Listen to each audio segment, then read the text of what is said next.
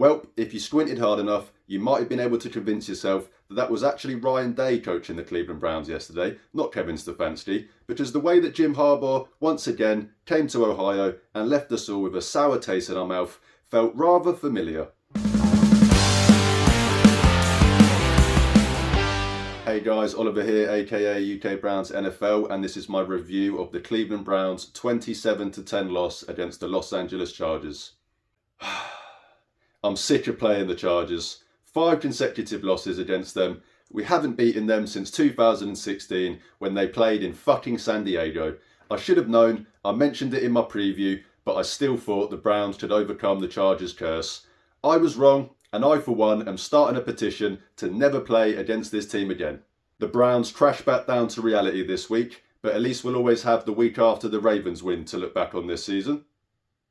All seriousness though, really disappointing game from the Browns across all phases, but especially the offense in particular. Blown coverages on defense, bad play on special teams, and just once again a non-existent offense was always going to be a recipe for disaster, and that proved to be the case in this loss against the Chargers.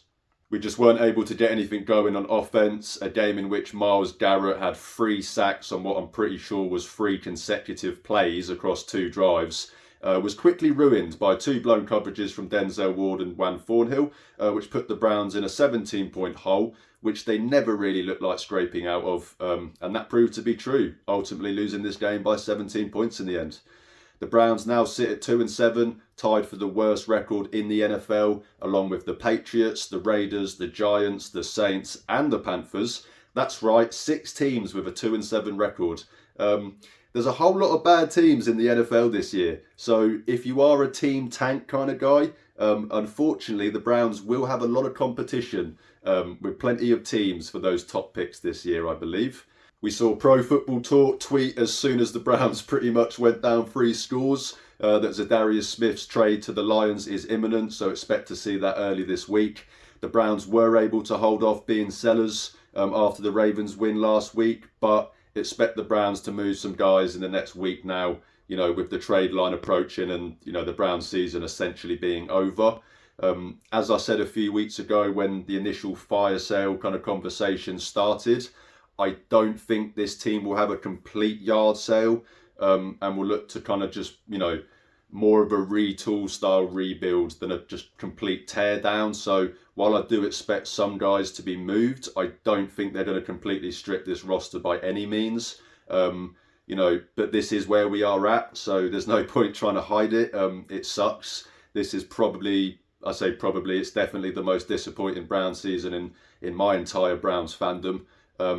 But it's not as if we didn't already know this season. Like I said, we were able to have a positive week last week after the Ravens win, but and I'm sure we will have another good week this season again, but I think we've kind of known the reality of where this team is at long before this week. It just sucks to kind of see it so glaringly obvious in your face during a blowout like we saw against the Chargers. We're 2-7 and headed into the bye week.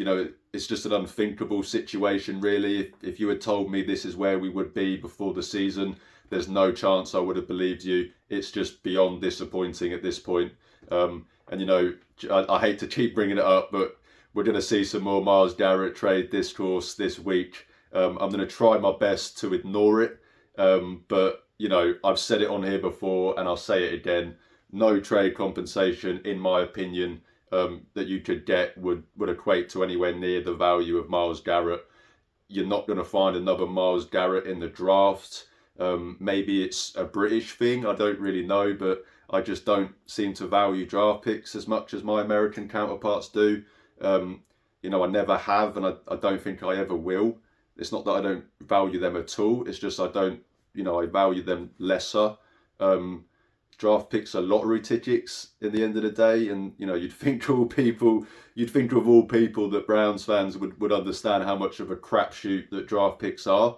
Stockpiling picks means nothing if you don't know what to do with them. I'll always take the proven player over a literal lottery ticket. So you're not going to trade in your lottery winnings for more tickets. So the same applies to Myles Garrett for me, but hopefully that is the last thing I will mention about it. But let's get into this game itself. I haven't enjoyed talking about many of these games this season, and this one was no different. So heading into this game, as you will probably know by now, JOK was placed on IR over the weekend. Really disappointing to see, after the initial report sounded somewhat positive. Obviously, the neck injury is more serious, and I have zero issues with them taking every precaution that they can. This isn't a bump or a bruise that you can just kind of play through. You shouldn't take even the slightest of chances when it comes to a neck or any kind of spinal injury. So I obviously, really hope that JOK is able to recover and come back fully healthy as soon as possible. I said before the game that the Browns linebacker room was already looking pretty thin, with injuries to JOK and Jordan Hicks. So expect to see a lot of Mahmoud Diabate and David Bush going forward. And I wouldn't be surprised if they do bring another guy into that room as well this week. Denzel Ward cleared concussion protocol for this game and was active. So, I said before, it's pretty rare to be cleared from concussion protocol and then play within a week. But Denzel was able to do it. But of course, it didn't exactly help too much in the end anyway. And then, Jed Wills was also benched going into this game for DeJuan Jones. Stefanski said before the game that DeJuan had earned his second start at left tackle after last week. Jed, obviously, as we all know, ended up coming to this game anyway after DeJuan got hurt. So it will be interesting to keep an eye on that, on what the Browns do at left tackle the rest of the season between those two guys. But as I said, let's get into the game itself, just kind of the key moments from this game. The Browns defense continued their streak of not giving up an opening drive score this season. That's 9 games now with 0 opening drive scores allowed, which is, amongst many things you can criticise them for, that is a pretty impressive feat. The opening offensive drive resulted in a punt shock, which was then returned to the Browns' 30-yard line. Just, the start of a bad day for the special teams, really. The Browns defense was able to hold on, though, got the Chargers into 3rd and 21 after a sack. But then a blown coverage, the first blown coverage of the day from both Juan Thornhill and Denzel Ward. And Herbert threw a 27-yard touchdown to a wide open, and I mean wide open, Joshua Palmer. The Browns offense were unable to respond to that.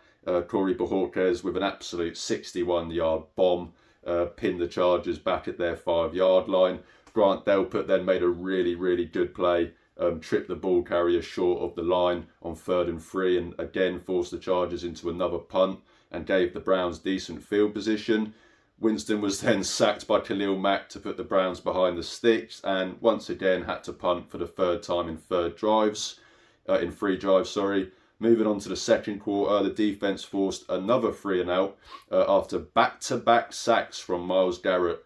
3 first-round picks, I'm not even sure that's worth it. The Browns offense had their best drive of the day so far in the second quarter. Winston showing off the wheels, picked up that 3rd and 3 with his legs, but they were unable to capitalise with a touchdown and had to settle for a field goal, their first points of the day. And then Myles Garrett had his 3rd consecutive sack. And as I said earlier, I'm pretty sure, I'm going to have to go back and double check, but I'm pretty sure that was 3 consecutive offensive snaps across 2 drives for the Chargers, where Myles Garrett, which obviously resulted in a Myles Garrett sack. So Myles Garrett doing everything he can to keep the team in this game, absolutely came alive over that sequence, but obviously ultimately it wasn't enough, and the secondary absolutely folded again and gave up just another blown coverage, wide open 66-yard touchdown to Quinton Johnson, which once again was on 3rd down. And, I tweeted during the game, the Browns better draft a safety this offseason because I'm getting sick of these safeties, that we keep bringing in because it just doesn't seem to work. And, I think most people, that's kind of where their mind went to on that second blown coverage that obviously Juan Thornhill once again was involved in. Browns' next drive was then stalled out by more penalties. A 19-yard completion on 3rd down was rolled out by another offensive alignment penalty. Winston then got sacked on the next play. And, at this point, the momentum has just completely swung in the Chargers' direction. and it was an uphill battle from there, really. The Browns defense started to fall apart. They gave up another 3rd and long on that drive. And then a few plays later, they gave up a rushing touchdown to J.K. Dobbins, 20-3 going into the half. It's hard not to think that the game's pretty much over at this point with the way that the Browns offense has been playing. But coming out of the half, the Browns did have their best offensive drive of the day. They had more yards on that drive than they had in the entire first half. And, they got a massive 4th down conversion on that drive, just only for Jameis to throw an interception in the end zone. It was a pretty bad pick. You can't underthrow that ball. It's always going to be a pick. And, it was just a shame to see a really positive drive kind of get stalled out and obviously end in a turnover. And it just kind of, was a sign of where this game was going from that point. Browns defense then got another stop, but Browns were unable to take advantage of more good field position and again were forced to punt. And then again, the Browns did another 3 and out. The Browns get the ball, past their own 40-yard line, and Winston threw another pick. This one was terrible as well. He's trying to hit Tillman on that in cut, but he gets beaten to it. The defender reads his eyes the whole way. It was a pretty easy pick. But on theme, doing as much as they could to try and keep them in this game. The Browns defense then immediately got another 3 and out. If the Browns offense had actually turned up this game, even with the 2 blown coverages, this score would be completely different. Towards the end of the 3rd quarter, DeJuan Jones limped off injured and was replaced by Jed Wills, as I mentioned earlier. And then heading into the 4th quarter, the Browns, another, fairly promising drive, but they were unable to convert on 3rd and 4th down, turn the ball over on downs. They managed to get the ball back pretty much straight away, but then Winston threw his 3rd pick of the day, and, that was pretty much, if not already, definitely the nail in the coffin. The Browns did have another drive after that, but again, stalled out. Story of the game, really. The Chargers then blocked a 51-yard field goal attempt, and at that point, they're just kind of piling on the Browns, and it's getting, pretty embarrassing at that point, which was then just furthered with J.K. Dobbins getting his 2nd touchdown of the day with a 7-yard touchdown run on the next drive. 27-3, just, as I said, straight up embarrassing the Browns at this point. The Browns did, at the end, manage to get a touchdown in garbage time. And to be fair to him, it was actually a really, really good catch from Tillman. One of the few bright spots amongst just a terrible game and a terrible season, really. But look, the reason the Browns, in my opinion, lost this game was, because they resorted back to just being a bad offensive team. And, they were never going to overcome the defense giving up 2 touchdowns on blown coverages. The Browns had under 300 total yards of offense for the 6th game this season, despite having 76 total plays, so just 3.8 yards per play. Browns had less than 40 yards passing in the first half. The Chargers just completely shut down the Browns' passing attack, and most of Winston's yards pretty much came in garbage time. The Chargers played zone pretty much all game, and Winston and the Browns' offense were just unable to find the holes in the zones. The first read was pretty much always covered and blanketed, so by the time Winston did get to his 2nd read, he'd pretty much have pressure in his face every single time. I mean, Joey Bosa didn't even play in this game, and Winston was still sacked 6 times and was pretty much under pressure on nearly every drop back. So not a good day from the O-line as a whole. It didn't help that they were unable to get the run game going at all. That only furthered the offensive struggles as it forced the Browns into more obvious passing situations where the Chargers front just wreaked havoc. Chubb only had 39 yards rushing on 15 carries in this game, and no, I don't think he's washed. I just think it's a player coming off of a horrific injury running behind a bad offensive line, to be honest. And it was just a bad day out of the offense as a whole, something we've said many times this year. They resorted back to the offense we've seen for most of the season. One of my keys to victory this week was to play balanced on offense, and the Browns were certainly unable to do that. It didn't help going down 17 points in the first half and being forced into those obvious passing situations. But even with that said, I can't say that I was particularly a fan of the game plan anyway. You are playing with a backup quarterback. I know that he had 300 yards last week, but, he is still a backup quarterback and he is a backup for a reason. And I think you've just got to play to your personnel a bit more. There was too many deep drop backs with just too many longer developing routes, in my opinion. You know, as I said, with the Chargers defense playing as well as they were, if the first read was covered, by the time Winston was able to get to the second read, or the second read even developed, he just had pressure in his face. So again, you know, they weren't helped by going down early, but I would have liked to have seen a few more adjustments, because the game plan clearly wasn't working, and it didn't look like they were trying to, you know, make any adjustments to change that. This isn't an overriding defense of Winston, you know, not at all. He was really bad in this game. His free picks killed any chance of the Browns coming back into the game, but I do still think the play calling and the game plan just wasn't that great. And also, you know, if you really need to ask why the fans were booing Watson and not Winston, then I don't really know what to tell you at this point, because, you know, I'm not sure you have a firm grip on reality. I hate to pile on any Browns fan, but like, seriously, do we actually need to ask that question, man? Just a bit silly. The Browns had 4 drives start past their 40-yard line and only had 3 points to show for it at one point in the fourth quarter in this game. Just unacceptable stuff. You know, whether you're playing with a backup quarterback or not, you have to be able to at least get more points out of such great field position. So that was really disappointing to see. You know, this offense is just a bad offense, to be honest. There are plenty of pieces that need addressing moving forward. Obviously, the quarterback and the O-line being the most glaringly obvious. I do think DeJuan Jones gave somewhat of a decent effort at left tackle. I will have to go and check the game film more just to confirm that. But from watching the game, he did seem to do a pretty decent job before he obviously got hurt. But I do obviously still need to see a lot more out of him before I'm ready to commit to him as a long-term solution at left tackle. Tillman, I do think, though, deserves a shout out. He has been one of the few bright spots of this team the last few weeks. You know, 180 yards in the 2 games leading up to this game, another 70 plus and a touchdown in this game. It's been really positive stuff to see out of him. So as I mentioned earlier, one of the few bright spots amongst a bad season, and hopefully he can kind of, you know, kick on and have a good season and be a key piece in this offense moving forward. Moving on to the defense, you know, I said in my preview that the Browns would have to play consistently on defense and limit the big plays, and boy, were they unable to do that. I still think this Chargers offense isn't very good.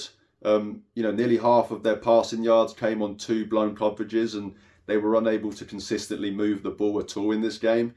The Browns defense played great, in my opinion, outside of the 2 blown coverages, and they held the Chargers to multiple 3 and outs and made it, as I said, really hard for them to move the ball downfield.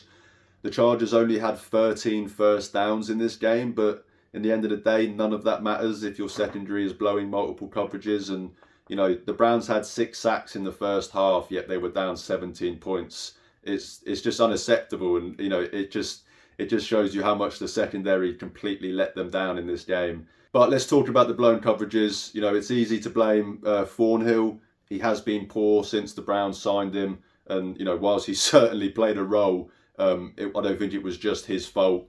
Denzel, who, you know, has been one of the best corners in the NFL this year and someone that I've sang his praises of many times, he just seemed to forget how to play zone defense yesterday. It was pretty crazy to see.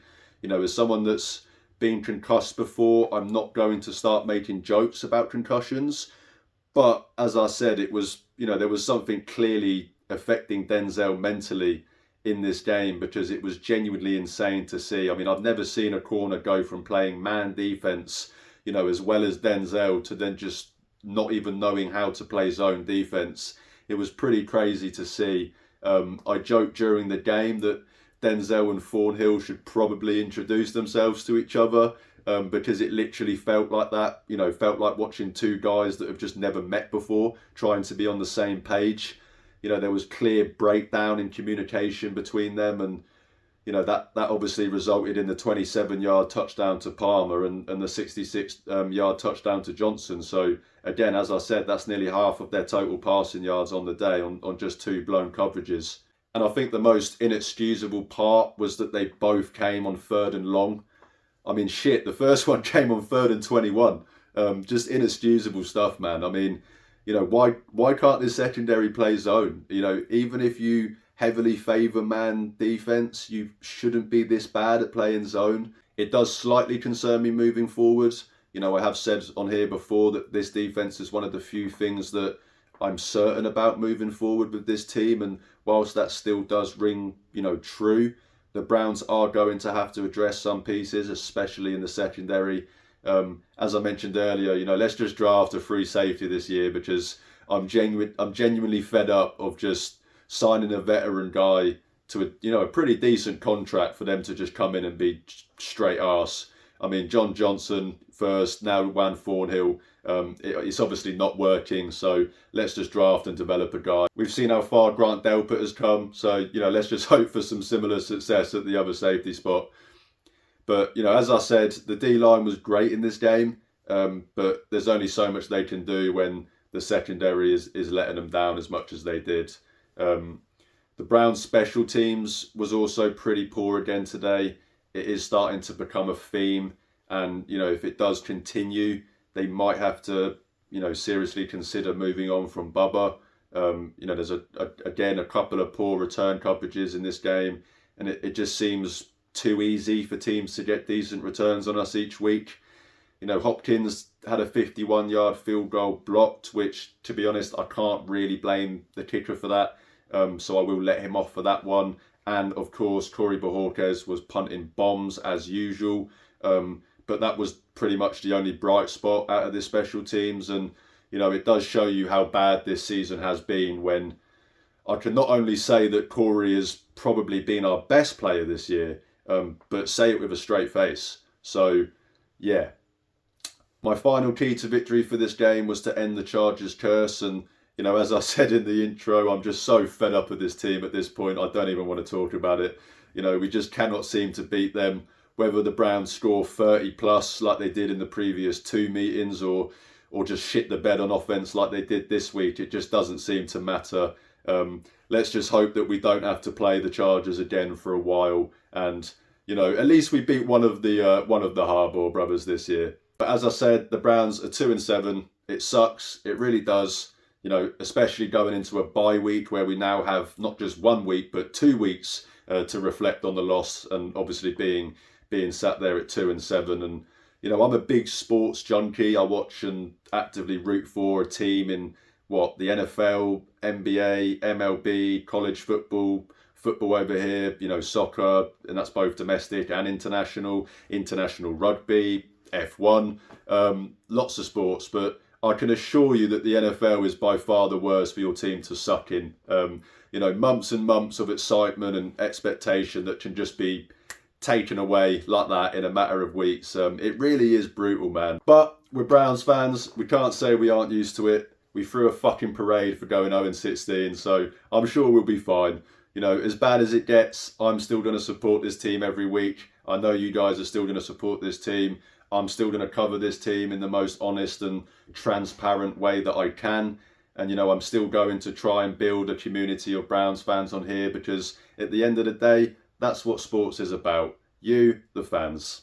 That will do it for me today, guys. Thank you everyone for watching. If you do enjoy my content, then please drop this video a like, hit the subscribe button. It's free and really helps out my channel. You can also check the links in the description to see where you can follow and interact with me on social media. As I always say, guys, I'm just trying to build a community of Browns fans, and even if I only get to talk to one fan a day, I'm happy, because I'm talking Browns football with the best fan base in the world.